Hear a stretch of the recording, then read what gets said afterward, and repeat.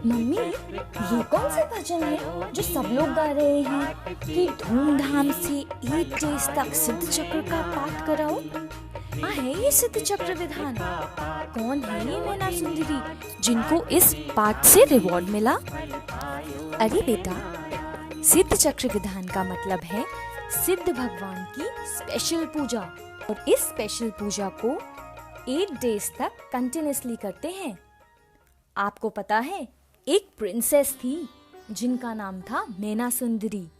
जब मैना सुंदरी बड़ी हो गई तो एक दिन उनके पिता किंग बाहुपाल ने उनसे पूछा, बेटा प्लीज टेल मी, तुम्हारा विवाह किससे किया जाए so that you feel happy after marriage? मैना सुंदरी बड़ी रिस्पेक्ट से बोली, अरे पिताजी, आप ये क्या कह रहे हैं? ये तो आपको ही डिसाइड करना है। आप जो भी हस्बैंड मेरे लिए सिलेक्ट करेंगे वो ही मुझे एक्सेप्टेबल होगा। उसके बाद तो मेरा सुख या दुख डिपेंड्स ऑन माय ओन अशुभ एंड शुभ कर्मा। राजा बाहुपाल ये सुनकर बहुत एंग्री हो गए। वो मन ही मन सोचने लगे कि देखो ना सुंदरी कितनी फूलिश है, मुझे ये अपने कर्मों की इम्पोर्टेंस बता रही है। I am the king and मेरे पास बहुत धन वैभव है, इसी वजह से वो बहुत आराम से रहती है। मुझे इसकी शादी बहुत ही पुअर एंड अगली पर्सन से कर देनी चाहिए, और देखता हूँ कि ये वहाँ कैसे सुखी रह पाएगी। एक दिन राजा बाहुपाल फॉरेस्ट से कहीं जा रहे थे। रास्ते में उन्होंने देखा कि दूर एक जगह बहुत ही स्मेली एरिया है। वहाँ पर अराउंड 700 पर्सन एक ग्रुप में रह रहे थे। उन सभी को एक बैड डिजीज हो गई है, कोढ़ यानी कि कुष्ठ रोग। इस डिजीज से अफेक्टेड पर्सन को बैडली हर्ट वुंड होते हैं, दैट स्मेल्स वेरी बैड, जिनमें बहुत दर्द होता है। It's severely painful condition. इस डिजीज में स्किन इन्फेक्शंस भी बहुत क्विकली स्प्रेड होते हैं। श्रीपाल 700 पर्सन के ग्रुप के साथ अपनी सिटी से बहुत दूर जाकर एक जंगल में रहने आए थे, क्योंकि कोई भी उनके पास आना पसंद नहीं करता था। राजा बाहुपाल ने ये सब देखा और अपने मंत्री से कोढ़ियों के किंग श्रीपाल के बारे में पूछा। सब कुछ सुनकर राजा को ईगो जाग गई। उन्होंने सोचा, ये सिख कोढ़ी ही परफेक्ट मैच होगा माय डॉटर मैना सुंदरी के लिए। सबने राजा को बहुत मना किया कि राजा, आप ये क्या कर रहे हैं? अपनी ही बेटी की शादी इतने डिस्गस्टिंग डिजीज वाले पर्सन के साथ करा रहे हैं। पर राजा बाहुपाल ने किसी की नहीं सुनी और उन्होंने अपनी बेटी की शादी कोढ़ डिजीज से इन्फेक्टेड पर्सन श्रीपाल से करवा दी। इतना सब कुछ होने पर भी मैना सुंदरी परेशान नहीं हुई।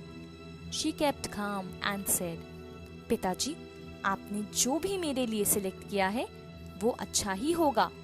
मैना सुंदरी ने सबको समझाया, हर किसी का अच्छा बुरा उसके खुद के किए हुए कर्मों से डिसाइड होता है। आप चिंता मत कीजिए, मेरे लिए तो अब जिनेंद्र भगवान ही शरण है।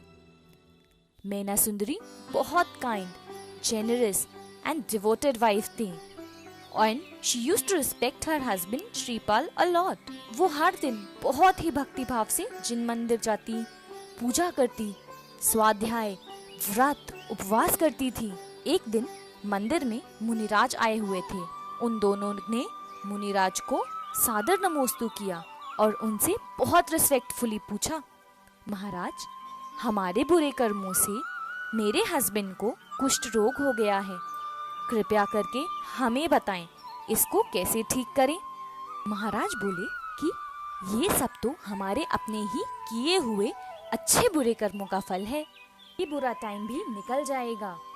तुम पूरी श्रद्धा और भक्ति भाव से सिद्धों की आराधना करो, जो तपस्या से, ज्ञान से, ध्यान से अपनी आत्मा को प्योर कर चुके हैं। ऐसे सिद्धों का ध्यान करो, पूजा करो। चक्र पूजा करने से बैड कर्मा खत्म हो जाएंगे।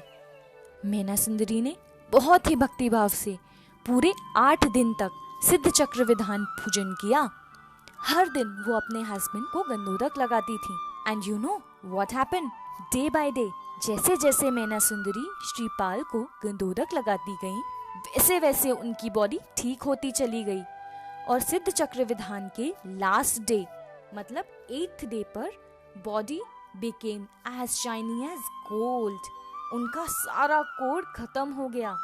उनके साथ और सभी 700 कोड़ियों को भी गंधोदक लगाया गया और वो सब भी एकदम हेल्दी हो गए। उनकी बॉडी पहले जैसी सुंदर हो गई।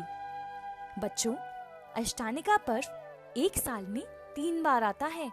तब देवता भी नंदीश्वर द्वीप के मंदिरों में जाकर पूरे 8 दिनों तक भगवान जी की पूजा और भक्ति करते हैं। हम सबको भी पूरे 8 डेज तक बहुत ही भक्ति भाव से सिद्धों की पूजा करनी चाहिए। हो सके तो विधान भी करना चाहिए। करोगे ना? तो आओ बच्चों, सभी बोले सिद्ध भगवान की जय हो, सिद्ध चक्र विधान की जय हो। जय जिनेन्द्र।